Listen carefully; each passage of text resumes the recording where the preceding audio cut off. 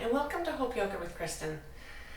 Have you ever just felt so sad or sometimes depressed, but I'm not making any diagnosis here. So, welcome to Hope Yoga with Kristen. Are you having one of those days where you just feel so sad that your whole body feels heavy and it's a challenge to even just get out of bed? Well, hopefully this practice will give you some relief from that, help give you a little bit of energy to get you going. Sometimes we do need to push a little bit when we feel like this to kind of get ourselves moving, but at the same time not pushing so much that we exhaust ourselves. We just want to make it a little bit more energizing without being overwhelming. So hopefully you can get a little bit of relief from this practice. We have the choice, you may find it beneficial to have some sort of a block, these are eggs, but the rectangular yoga blocks may be beneficial here if you need some assistance with balance. I'll cue you when you need to use them. So just get your blocks and meet me back. We are going to be starting in easy seated pose.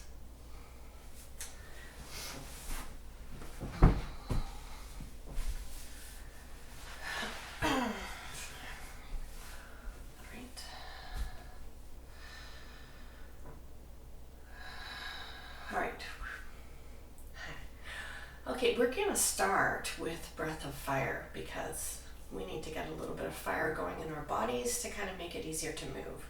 So breath of fire is pretty simple. Some people may call it skull shining breath or Kapalabhati. So we're just going to, what you do is I'll just show you once and then we can do it together.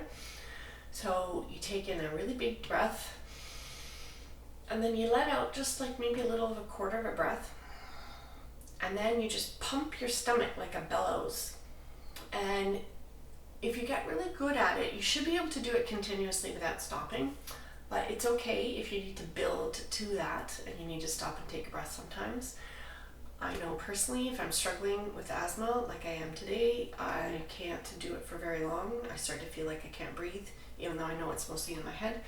But it's not contraindicated for you if you have asthma, but just you need to listen to your body. So if you feel like you need air, please take some air.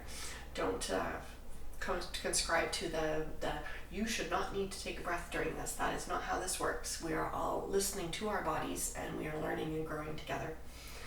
All right, so just take a deep breath and then let a little out. And I'm just demonstrating here.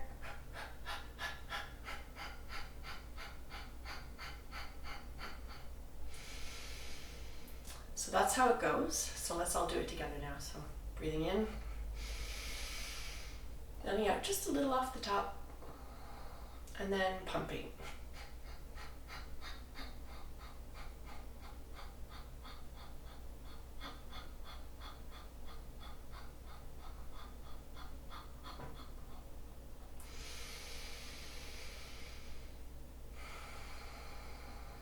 And let's just do one more round because I think we need one more. Breathing in, letting a little off, and then pump.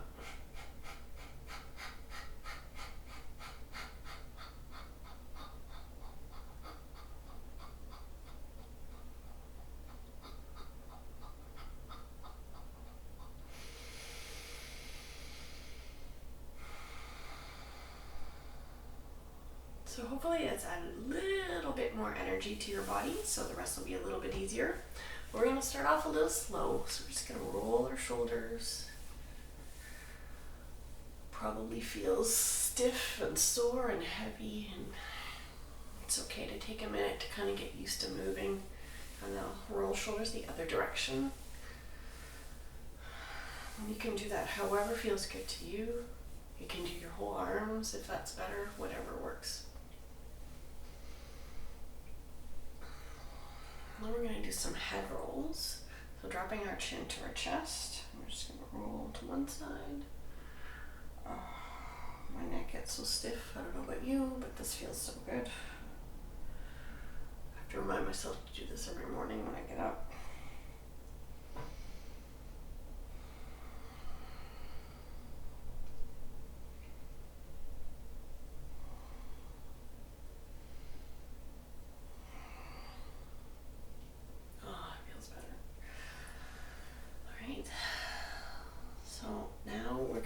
try some revolving head to knee. So you can sit with your legs a little bit apart.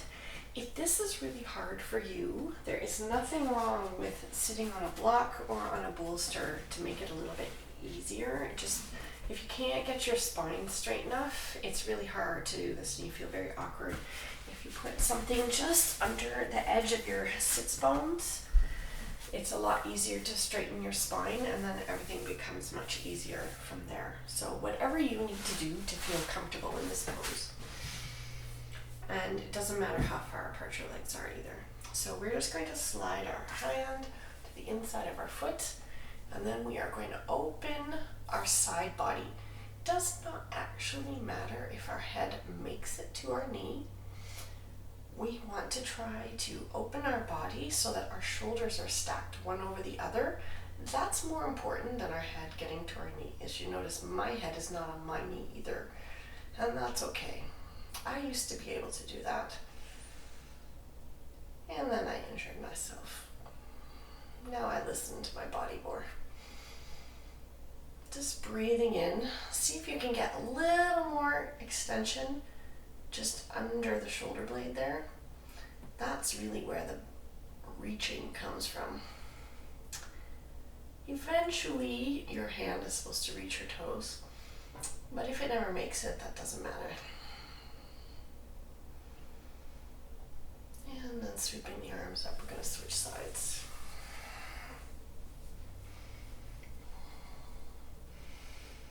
Again, you want to feel that extension through the side body here. That's what we're aiming for.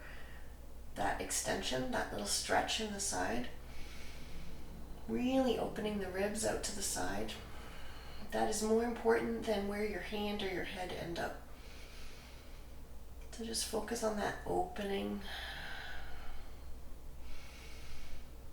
You know, that expansive breath that you get here. That lightness that you feel when you can actually take a deep breath and you can move a little bit. So see how we've kind of loosened up the top part of the body. So now we want to come to all fours. We're going to move into some cat and cow. So we want to, breathing in, we're going to tip our tailbone up, gazing forward, loosening through the belly. We're going to contract our back muscles to hold us in this pose. And then breathing out, tucking the tailbone under, using our abdominal muscles to contract. We should have looseness in our back now. Inhaling, tipping the tailbone up, and then gazing forward. However, it's comfortable for our necks, so we don't have to do this. Just follow the line of your spine, the natural line. And exhaling into cat. Inhaling cow, gazing forward, and exhaling cat. Flowing with our own breath now.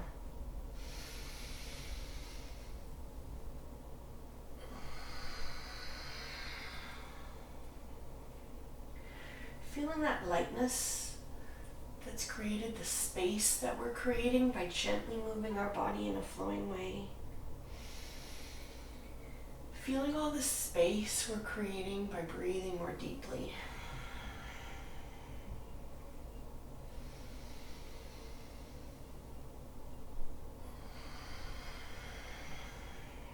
And last round.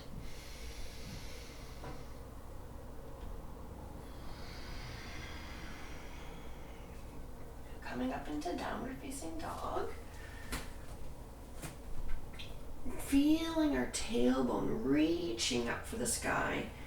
It's okay. So we want to expand through our ribs. Our shoulder blades should be wide and pressing down into our back pockets. And it's okay if you need to keep your knees bent here. And if it's your first downward dog of the day, you maybe just stay there. That's fine. If you're feeling able to, then try walking your dog a little bit. Feel the lightness of your tailbone reaching up to the sky, combined with the groundedness of their connection to the earth. So we can be both light and heavy all at the same time. Now a little bit of a challenge here. We're going to step forward with our right left foot, however that happens, to come into a lunge, and we're going to gaze up. So if this is a little too challenging for you to do a full lunge, you always have the option of putting your knee down. You can come up to here. Either way, you can come down onto a downward, you can tuck your toe, you can keep your knees on your hands on your knees, whoops. But if you feel able to, you can actually open through the chest and gaze upwards. Sometimes opening through the heart can help us feel a little bit lighter, help remove some of that heaviness. If you can do that up here, that's great. It's a lot harder to balance, and that's all right. But whatever works for you, you don't have to do it up high. Okay, and then we'll come back to our downward facing dog here. Breathing here. Again, feeling that lightness, focusing on that tailbone, rising up to the sky. And then stepping forward into the lunge on the other side. Again, you can pick the level that works for you. Come here. You can have your toes tucked, whichever, open through the chest.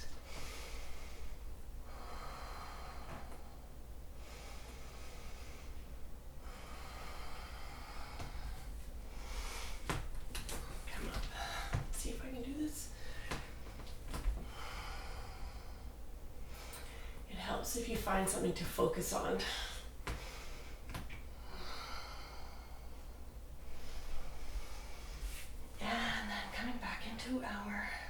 Actually, we're going to step forward to the front of the mat.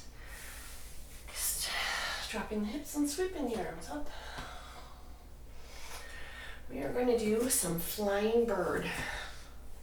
I recommend you find something to focus on. We call that drishti. So you want to have a soft gaze at something that's fixed in time and space, just for balance, because we're moving here. Ready? So flying bird, we're stepping back and opening the arms, coming back, and then we switch feet. Feel the lightness, the airiness of the bird. Feel the air moving as you move your arms. Just think about what it's like to fly, to be soaring, to be as light as a bird.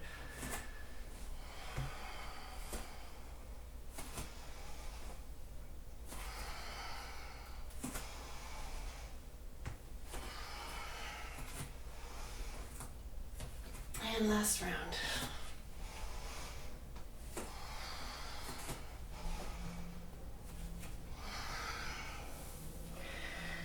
So we are going to come into Warrior 3. So this is where you might want your blocks. So Warrior 3 is a great balance pose.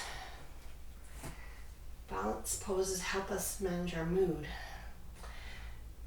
But if this is difficult for you, you can use the blocks. If you don't need the blocks, you have a choice of arms. Your arms can be out here, they can be out here, or they can be behind you. Again, focusing on a single spot helps with the balance. Lifting your toes actually helps your foot to balance better. And then coming back.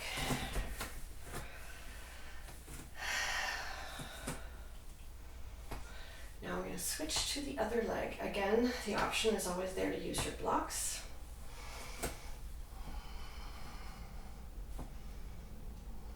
Your choice of arms, or you can choose your blocks. Try to keep your hips level. And remember, if you lift your toes, ironically, it does help your foot grip the floor a little bit better. It engages the the banda in your foot. Strengthens your, engages all the muscles in your lower leg. So now we are going to move into our standing camel because we're up now. So we're ready for the day. We don't want to get back down because we're trying to lighten up that heaviness. So if you take two fists, put them at the depressions in your lower back here. Really kind of push your shoulders back, squeeze your shoulder blades together, and just open through the chest, gazing upwards. Feeling light, airy, open, and yet we're still connected to the ground through our feet.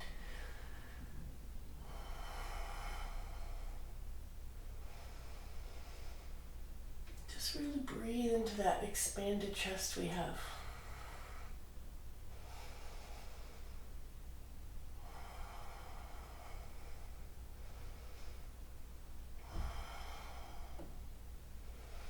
And coming back into straight. Okay, just to counter that, I like to do a little bit of a forward fold for a minute.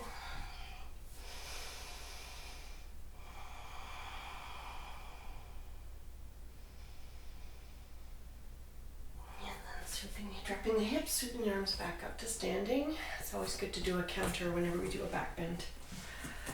So now we're just going to take a couple of breaths to seal this practice. Ready?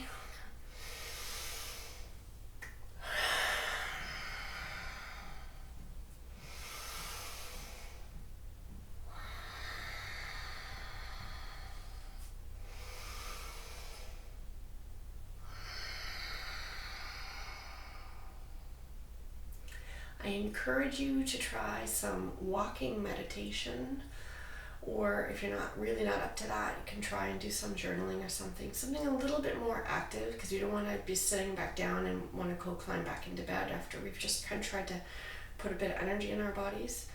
But whatever you need to do today, you do need to listen to your body. Just be aware though that when you're feeling that heaviness of depression, sometimes we do need to push a little bit, but just a little. We do need to listen still.